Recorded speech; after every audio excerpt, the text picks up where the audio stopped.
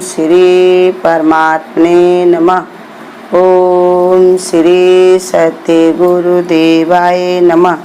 ये देखिए बता रहे भगवान, ये 7वें अध्याय का 13वां श्लोक। गुणों के कार्य सात्विक, रामजस और तामस, इन तीनों प्रकार के भाव से अर्थात जो राग द्वेष विकारों से और संपूर्ण विषयों से संसार मोहित हो रहा है, इन तीनों गुणों से परे मुझ अविनाशी को तत्व से नहीं जानता। भगवान कहते सारा संसार तीनों गुणों में ही फंसा हुआ है, कोई रजोगुण में, कोई सतोगुण में, कोई तमोगुण में। इसलिए परमात्मा को तत्व से नहीं जानता, क्योंकि अपने गुणों में सब मस्त हैं।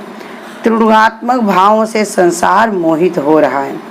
इस प्रकार भगवान ये समझा रहे हैं कि उनमें मनुष्यों की बुद्धि इतनी भ्रमित रहती है कि वो नित्य परिवर्तनशील प्रकृति से व्यवहार करते ही वे जीवधारी जीवित मोहित रहते हैं।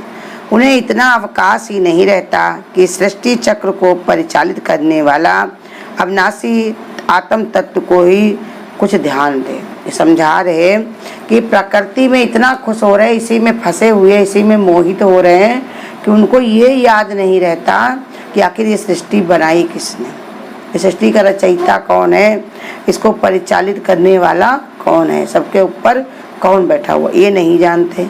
तो इसलिए बता रहे वास्तव में तीनों गुणों से पूर्ण प्रकृति द्वारा जो दृष्टि संसार के रूप में दिखाया जाता है वो इतना मनमोहक और रमणीय लगता है कि मनुष्य इस जगत के द्वारा प्रस्तुत भोग सामग्री को ही भोगने में अपना जीवन का परम लक्ष्य समझ बैठता है। बस इंसान के अंदर क्या भरा हुआ है कि संसार में जो भोग सामग्री है, ये लड़के बच्चे घर द्वार, ये सब जो कुछ देख रहा, संसार जो कर रहा है वो उसी में वो भी फंसे। क्यों ऐसे करते हैं? जैसे आगे बता चुके हैं कि जहाँ पर जिस बात को ज़्यादा लोग मानते हैं उसी को संसार सही मानता है, और जो जिस चीज़ को कम मानते हैं, कुछ लोग को एक दो दो चार ही भगवान के भगत हैं, हजारों में कोई एक ही भगवान की भक्ति करता है। तो कहा कि उनकी एक की सुनते नहीं है, हजारों की सुनते हैं। ये स्वभाव है मनुष्य का। संसार जो कर रहा, गुरु कहते हैं देखो 99 के भीड़ में तुम चलोगे, जो अकेला खड़ा है उसके साथ कोई साथ देने वाला मिलना मुश्किल होता। लोग उसको धक्का मार मार के परेशान कर करके भी उसको हटाना चाहते हैं, बड़ी मुश्किल होती है। लेकिन जी पर कृपा राम की होई, उस पे कृपा करे सब कोई मतलब कोई उसका कुछ बिगाड़ नहीं सकता। तो इसलिए समझा रहे कि इतना मनमोहक है संसार की चीज़ें, इतनी मनमोहक है। क्यों है? क्योंकि लक्ष्मी की भगवान की पत्नी है लक्ष्मी, और लक्ष्मी ने ऐसी माया फरमा रखी है कि कोई भी भगवान की ओर आगे ना बढ़े, सब संसार में ही फंसे रहे। भगवान उनके पति हैं, उन पर कोई जो है ध्यान न केंद्रित करेगा। और दूसरा ये बताया अपने कर्म के अनुसार, कर्म जैसे बने हुए इंसान के उसी के अनुसार वो कार्य में रत रहता है। तो वो अगर उसी परमात्मा को ही याद करे, भगवान को ही याद करे, तो फिर वो संसार से छुट्टी नहीं पा जाए। फिर छूट जाएगा तो फिर यहाँ संसार होगा कैसे? सब भगवान के वहाँ चले जाएं, सब भगवान के भगत बन जाएं, सब भगवान से ही प्रीति करें, तो फिर संसार में कैसे मिलेगा? जैसे सब राजा बन जाएंगे तो गुरु ने बताया कोई किसी की सेवा कैसे करेगा। एक बार ऐसा हुआ कि सब लोगों ने कहा भगवान तुम किसी को राजा बनाते हो, किसी को प्रजा बनाते हो, किसी को नौकर, किसी को मालिक, ऐसा करो भगवान सभी को जो है राजा बनाओ। भगवान ने कहा चलो ठीक, ये भी करके देख लेते हैं। भगवान ने सभी को राजा बना दिया। जब सब राजा बन गए तो एक बार क्या हुआ कि एक बार किसी नौकर की जरूरत पड़ी, उनका पनारा टूट गया था, जिससे पानी गिरता था बरसात का, पनारा टूट गया था राजा का। तो उन्होंने दूसरे को वहाँ भेजा, उसको जाओ उसको बुला लो। वो भी राजा था, उसने कहा हम क्यों जाए, हम उनके नौकर हैं, हम क्यों जाए वहाँ पर, हमको क्या जरूरत है, हमारा टूटे वो खुद बनाने आए, हम क्यों वहाँ जाए। तो इसलिए बताया इसमें सब समस्याएं आ सकती थी। इसलिए भगवान ने उनके कर्म के अनुसार, उनके स्वभाव और संस्कार के अनुसार उनको जैसी स्थिति परिस्थिति में रखा है, वैसे ही उनके अंदर बुद्धि विवेक दिया, वैसे उनके अंदर कार्य करने की क्षमता दी। भगवान जो भी करता है सब विचार के करता है। लेकिन संसार में लोग आकर के इसी में फंस जाते, लेकिन सब नहीं फंस सकते। आगे ही बता चुके कि हजारों में कोई मनुष्य मुझको तत्व से जानता है। ऐसा नहीं है कि सब इसी में रम गए हैं, उनको कुछ भी कोई भी मिला नहीं दुनिया में, धरती पर। हमारे गुरु को ही रख लो, उन्होंने इतनी भक्ति की भगवान की कि सबके दिलों में बैठ गए। सबको उनकी बात, उनका दर्शन, उनके मिलना, उनका देखना, सब कुछ उनका अच्छा लगता। क्यों? क्योंकि वो परमार्थ पर चलने वाले हैं। हमारे दादा भगवान, हमारे गीता भगवान, उन्होंने इतना निष्कामता बांटी, इतनी निष्कामता बांटी कि सारा संसार उनको अपने हृदय में रखा हुआ। जो शरण में आया है गुरु के, गुरु ने उनको गीता भगवान का, दादा भगवान का परिचय दे करके सबके दिलों में घर करवा दिया। तो इसलिए समझा रहे भगवान कि भोग सामग्री को ही भोगना अपने जीवन का परम लक्ष्य समझते। बस इतना ही जानते हैं, खाना पीना भोगना, ये पछता वो छोड़ते नहीं है। बस इतना ही काम है उनको। ये भूल गए हैं कि हम किस लिए आए थे और हम क्या करने लगे हैं। आए थे हरिभजन को पोटन लगे कपास। हम किस लिए यहाँ संसार मनुष्य शरीर हमने क्यों लिया? आखिर भगवान ने हमारे ऊपर कृपा क्यों की? उन्होंने कितनी करुणा हम पर क्यों हुई? हम त्राह त्राह मचा रहे थे तो हमको बुद्धि विवेक क्यों दिया? ये न जानने के पर वो ऐसे फंसे रहते। तो इसलिए कहते भोग सामग्री में ही उसी को ही अपना परम लक्ष्य मानते। कहते ये मिल जाए, खाने को मिल जाए, पीने को मिल जाए, रहने को मिल जाए, लड़का बच्चा खुश रहे, उनकी अच्छी जगह शादी हो जाए, बस इतने ही जानते हैं। इसके आगे उनकी और कोई समझ नहीं होती। बार बार भोगों को चिंतन करते रहने से बुद्धि जड़ और स्थूल हो जाती है। बार बार उसी के बारे में सोचते हैं कि हमको हमारे घर में फ्रिज आ जाए, टीवी आ जाए, गाड़ी आ जाए, हमारी बसें चलने लगी, हम गाड़ियों में घूमने लगे। लेकिन तुम्हें क्या हासिल हुआ? वो तो वही मिट्टी के शरीर में ही खाते, तो वही गेहूं की रोटी हो। कितना भी बढ़िया तुम सोना पहनो भले को, लेकिन सोना खा नहीं सकते हो। और खा भी लोगे तो क्या होगा? गुरु कहते कितने दिन खाओगे? एक बार खाने बैठोगे तो क्या हजम कर पाओगे? तो इसलिए समझा रहे भगवान की स्थिति सबकी एक ही है। यहाँ संसार में मन को लगाना, पैसे में मन को लगाना, रुपए में मन को लगाना, ये धोखा ही खाना। माया सबको लुभायमान करती है और फिर वो अपने आप ही अपने में उसको फंसा लेती है। फिर इंसान उसी में ही फंस के मर जाता है। जैसे बताया, मकड़ी, होशियार मकड़ी जो होती है वो जाले को बनाती जरूर है लेकिन फिर उसी को चाट लेती है। लेकिन जो बेवकूफ़ होती है वो बनाती जरूर है लेकिन चाट नहीं पाती मोह ममता के कारण, तो उसी में उल्टा वो लटकी रहती है। तो इसलिए समझा रहे भगवान कि बार बार लोगों का चिंतन करते, बस उनके पास वही कहना, वही बतलाना, हम ये ले आए, मेरा पैसा उतना है, मेरी खेती इतनी है, मेरे पास ऐसा है, मेरे पास वैसा है, यही सब उनके दिमाग में हमेशा भरा रहता। उसी के ही सपने आते, उन्हीं की चर्चा होती, उन्हीं के बारे में सोचते। तो इसलिए समझा रहे भगवान, ऐसे चिंतन करते करते करते उनकी बुद्धि बिल्कुल जड़ हो गई। क्योंकि संसार की वस्तुएं सब जड़ हैं, चेतन तो एक परमात्मा है। जब तुम परमात्मा का चिंतन करो, उनका भजन करो, उनका शुक्राना करो, तब तुम्हारे अंदर चेतनता आएगी। और जो जड़ चीजों का चिंतन करोगे तो तुम भी जड़ ही हो जाओगे। इसलिए वो बार बार करते इसी में जड़ हो जाते हैं। इस कारण सूक्ष्म तत्व को मनुष्यों का ध्यान नहीं लगता।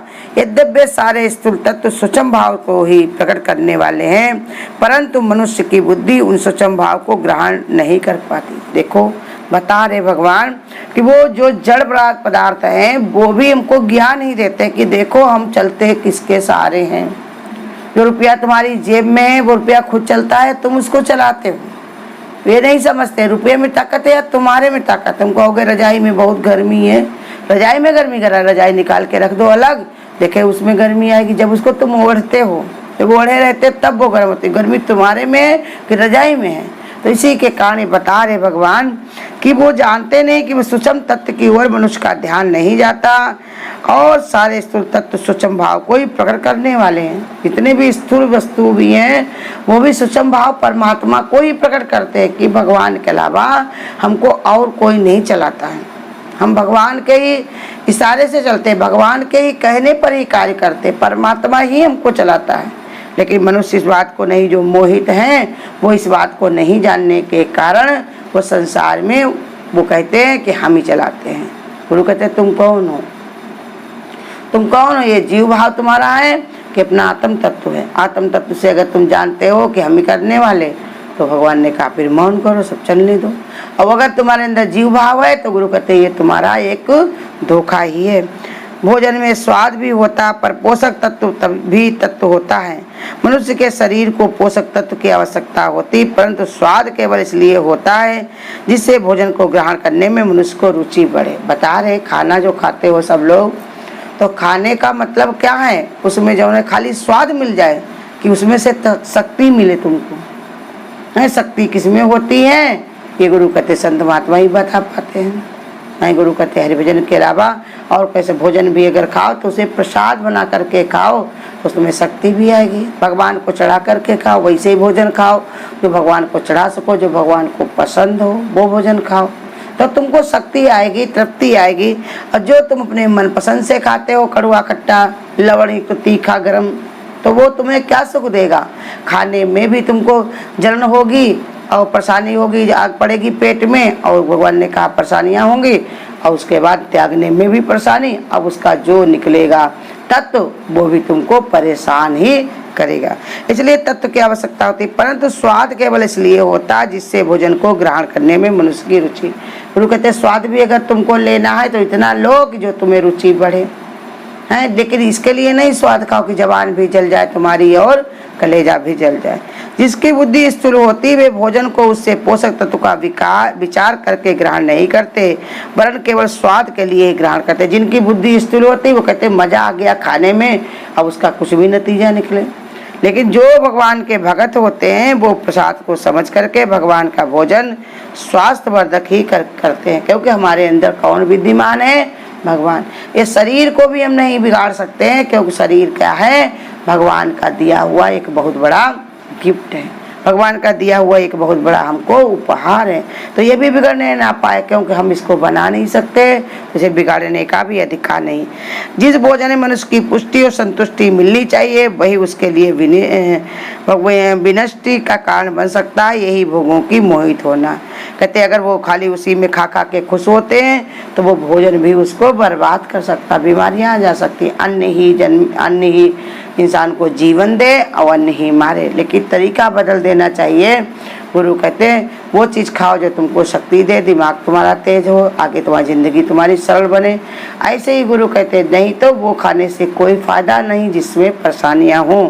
ऐसे ही भगवान के भगत जो होते हैं वो वही रास्ता को अपनाते हैं जिससे आगे चलकर आगे उनको मुक्ति मिले, ना कि संसार में मोहित होकर के उनको रोना पड़े।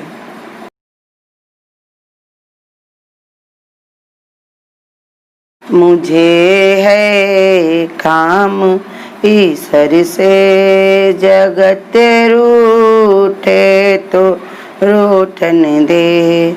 मुझे है काम ईश्वर से, जगत रूठे तो रूठन दे। कुटुंब परिवार सुत धारा, माल धन लाज लोगों की, हरि के भजन करने में अगर छूटे तो छूटन दे। मुझे है काम ईश्वर से, जगत रूठे तो रूठन दे। बैठ संगत में संतों की, करूं कल्याण में अपना। लोग दुनिया के भोगों में मौज लूटे तो लूटन दे। मुझे है काम ईश्वर से, जगत रूठे तो रूठन दे। धरी सिरे पाप की मटकी, मेरे गुरुदेव ने झटकी। वो ब्रह्मानंद ने पटकी, अगर फूटे तो फूटन दे। मुझे है काम ईश्वर से, जगत रूठे तो रूठन दे। प्रभु का ध्यान करने की लगी दिल में लगन मेरे। प्रीति संसार विषयों से, अगर छूटे तो छूटन दे। मुझे है काम ईश्वर से, जगत रूठे तो रूठन दे। अगर आपको आज की वीडियो अच्छी लगी हो तो वीडियो को लाइक और शेयर करना ना भूलें। आगे की वीडियोस देखने के लिए चैनल को सब्सक्राइब करें और नोटिफिकेशन